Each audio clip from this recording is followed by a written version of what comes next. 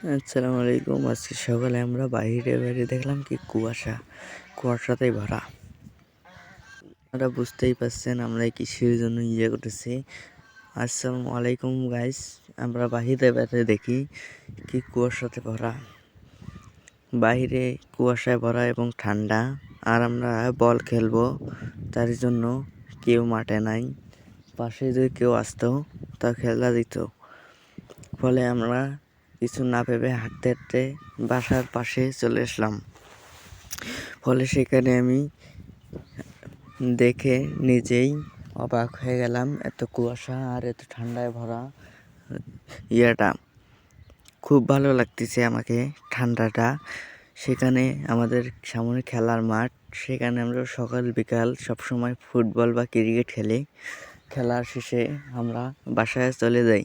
ফলে আজকে সকালে ক্রিকেট খেলা হতো, সেখানে আমরা কেউ মাঠে আসে নাই, কারণ সেখানে ঠান্ডা খুব।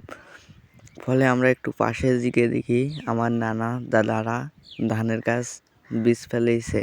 সেখানে বীজ দেখি একটু একটু গাজাইছে। ফলে মাঠে আশেপাশে দেখি কেউ নাই।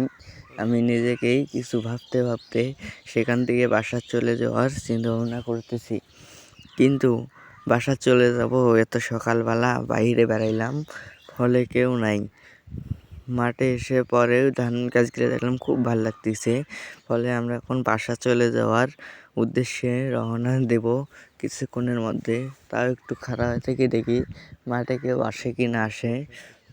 তারপর দেখি পাশে ধান খেতে পানার গাছ জমা এবং খুব কুয়াশাতে ভরা আমাদের চারদিক। প্রাকৃতিক আবহাওয়াটা খুব ভালোই লাগতেছে আমাদের সকালবেলা। কিন্তু ফলে আমাদের এই ঠান্ডা যে খুব বাতাস পড়েছে আমাদের এখানে, সেখানে আমি নিজেই বাসা চলে যাওয়ার জন্য রওনা দেব এখন। কারণ কেউ বের হবে না মাঠে আসার জন্য। ফলে আমরা সেখান থেকে বাসা চলে যাইতেছি।